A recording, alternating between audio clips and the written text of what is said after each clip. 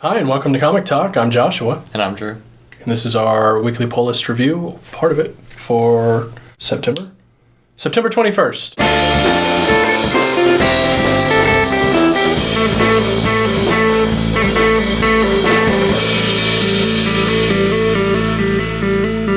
So yeah, basically, we're being lazy. We got 7 this week, and we were like, what if we just did the other half of it later? So that's what we're doing. That is what we're doing. So we have 3 issues we're going to talk about today. Later in the week, we'll come back and we'll talk about all these Marvel comics that we friggin' got. Because we got a bunch of Marvel comics. Yeah, I forgot Karnak was even on our freaking poll. That's a thing. Yeah. Right? Which it's good, yeah. Usually. So we'll come back and talk about these at the beginning of next week. Mm-hmm.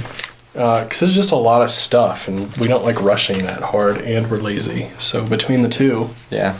That's what you read get. And talk about 7 fucking books today. Yeah, that'd be like an hour video. Today, we're going to talk about all the non-Marvel stuff.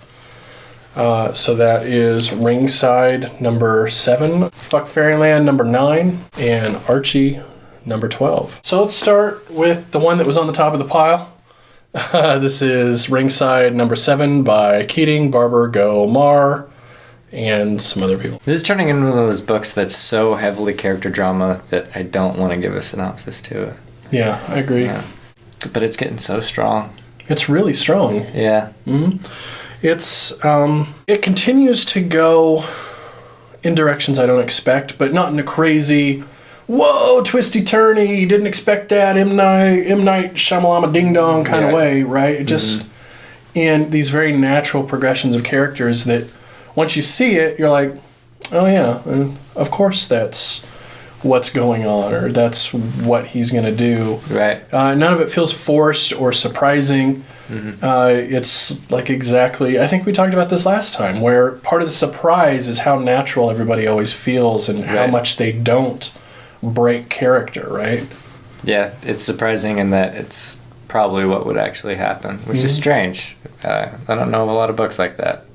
Yeah, with as much as it's about like big muscly men, wrestling and beating people up, and then like crime and literally beating people up and hitting people with hammers and some pretty grisly stuff. Not so much in this issue, but generally speaking, it's really a pretty soft story. Like the way it unfolds is very light, or not light, but easy. It rolls along in a way that's very comforting almost to read. Yeah, we got really a lot of heavy emotion in this issue. We see what happens when somebody does something they think is for the best and then it turns out to like make them miserable. Mm-hmm. We see what happens when somebody's ambition ends up being kind of their undoing. Mm-hmm. It's very real. It is real. It's really good. Artwork. The art is still a bit below par, but it is still improving. It's getting better and better to where it's almost reaching like decent. Mm-hmm. I'd say it's decent. I think it's decent. Maybe it might have made it to decent at this point after 7 issues of constant improvement. Yeah. Well, they got there. That's the point. Yeah. Then I think the story's gradually gotten better too. I mean, the art, you can tell, is more of like a stark difference because it started out real bad. Yeah. And now it's decent. Whereas the story started out, it was okay, and then just gradually as things went on, and the writer got more comfortable with the characters and the story he was unfolding. It's gotten great. He's also, the writing feels calmed down. Like at first it was very shotgun blast. Yeah, bang, bang, bang. Here's what's going on, and it did keep you reading at first. But now I figure, they've got you hooked. The people that are reading at 7 are going to keep reading as long as it's not bad, right? So it lets him kind of breathe a little bit more, and the story breathes as a result. Yeah, definitely. And in the first couple of issues, the wrestling tropes just really got me. I was like, man, do you have to just like throw everything in there like all at once? It's shotgun blasting again. But I don't feel that way about the story at this point, like at all.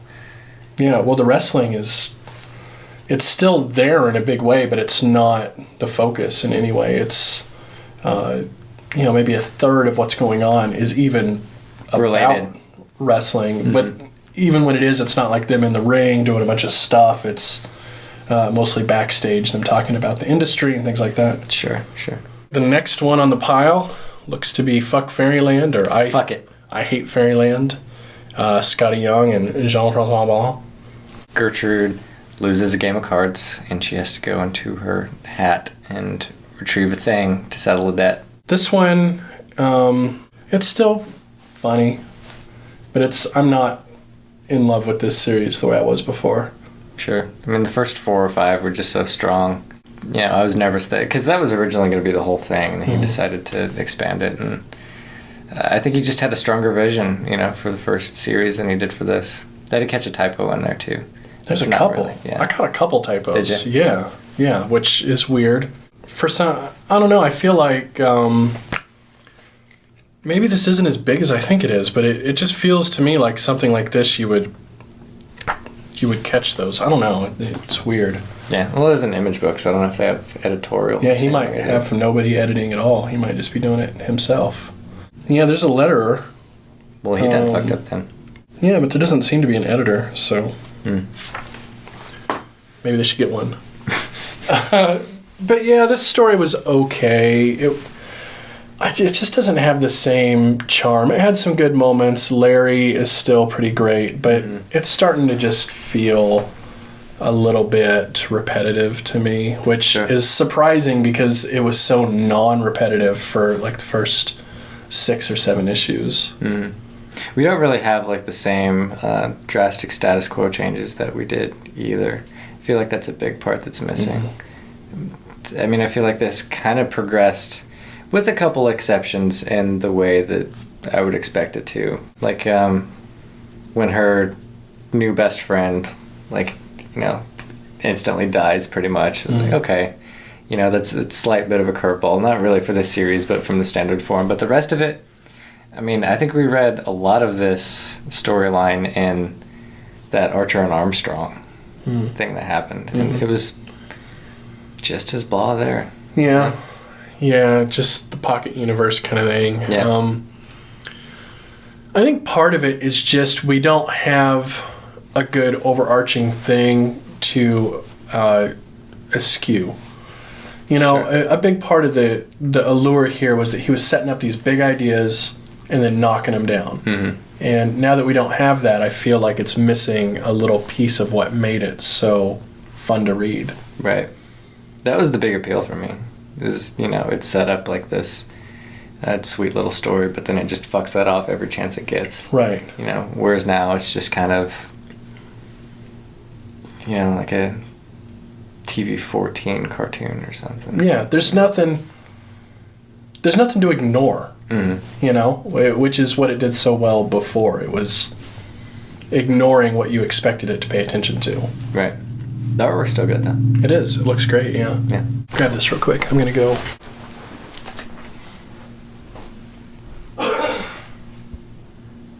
All right, well, last on the non-Marvel show we're doing today is Archie number 12. This is Wade, Patilli, and Jampol. It sure is, Josh. This issue of Archie, Veronica leaves. Yeah, they're dealing with the aftermath of the hug that everybody saw, apparently. First of all, Veronica Fish is gone. Thomas Patilli is now on it. He's not as good. No. It's kind of a letdown a little bit. He's not terrible, but it's not. It doesn't have the same vibe it had before. Story-wise, had some good moments, but I didn't love this one as much as I've loved the other 11 either. I think that's a bit unfair. I mean, do I like this one as much as the last one? No, but the last one was really, really strong. I would still put this one on the upside of 7 out of 10. Yeah, I would probably put it there too, but like this series has consistently really knocked it out of the park for me. Sure. I felt like this was almost always a 9 or a 10, and so giving this a 7 or an 8 is. Yeah, well, the tone of this one is a little bit different. And it even says in the beginning, like, he's not feeling very funny right now. And that's a theme that's carried through the rest of the book. Like, this one's not very funny. Right. But I think it was, like, 100% a necessary issue. Like, I think if he had approached it any different, it would have felt cheap and weird. You're right. If he had tried to make this funny, it would have been like, what the hell are you doing? Yeah, that's true. That's a good point. It does kind of feel like one of those episodes of a good, funny show where things get a little more serious and, you know, there's not as many laughs, which shows a certain amount of maturity in the writing, right? Definitely. Because it doesn't have to just be a joke all the time. But that being said, a lot of the reason I like this is because it's such a great, funny, palate-cleansing kind of thing. And this feels more like, I don't know, like a traditional comic, you know? No, I'd put it above that. Yeah, this is still miles ahead of, you know, whatever Superman's on. Oh, yeah. Like Iron Man. Or Yeah, sure. But I guess what I mean is it's more like... the other indie kind of shit we read. Yeah. It just feels like a slice of life drama comic almost. And it's not. I mean, it's got a lot of goofiness to it, but not like a normal Archie. True. I think I would probably stick with it shows maturity and restraint to put out an issue like this. I like that his clumsiness and just Murphy's Law. Yeah. So Archie's whole like Murphy's Law thing is actually like a big problem for him in this issue. Like it's a big deal. Whereas before it's just been kind of silly. Like, oh, we put a bunch of popcorn in the dryer and now everything's filled with popcorn. Right. Yeah. Like it actually has consequence in this. Which I think makes it more heavy. I think just the fact that this is Archie makes it more heavy. Yeah. I think it's better as just a piece of work than it is as like an Archie comic. Sure. You know what I mean?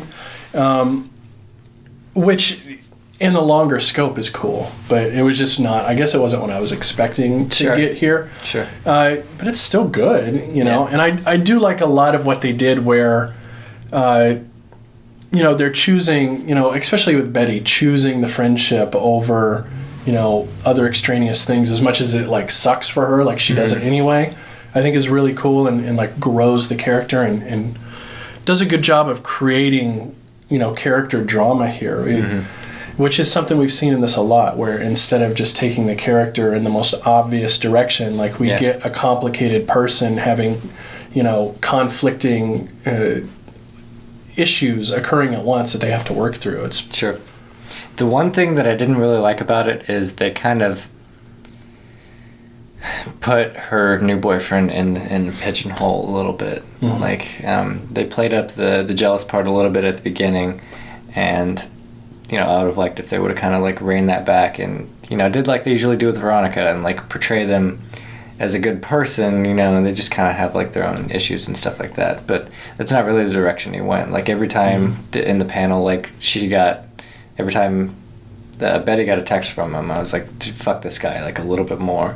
Yeah. So, which could be setting up like them getting back together. I mean, it would kind of make sense to, you know, send one just away, you know, and then give you a reason to start to like the other one, but this felt a little bit more one-dimensional than usual, I guess. I'll agree with you in that it felt one-dimensional, but I actually felt myself more siding with him than her, but in kind of a metacontextual way of feeling like he was being like the Archie version of fridging the character. Like, do you know the term like fridging a character, right? Like his troubles or problems are really just there to create drama with the other character. Right. And I really felt like they were doing that with him. Like it was like a reverse of that trope where, and I felt like that with him a lot. Like he's the one character that is important in this whole story that they never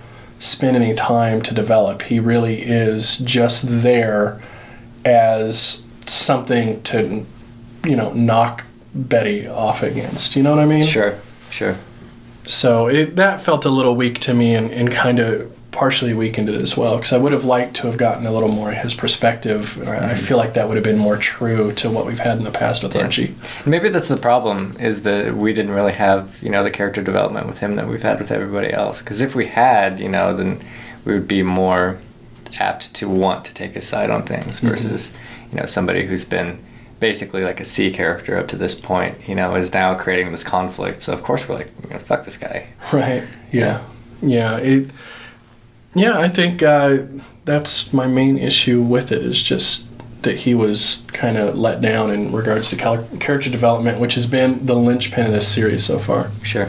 It didn't even dawn on me that they weren't developing him that well until, he came into this issue, and I was like, well, I guess they really haven't. Yeah, who really is this guy? Yeah. I know she likes him. They keep reiterating that. Betty really likes him. Don't know why. Yeah. Still a good issue, but this isn't the one that I would say if you haven't been reading to like jump onto it and do it, because it's one of the lower points of the series, even though it's still good and it's still, it's not like I want to drop it or something. Right, yeah. Important point, though, we were concerned that this was going to be the last issue of this book, and it is not. There's 13 coming out, and we've been promised a new character. There's a new character being introduced.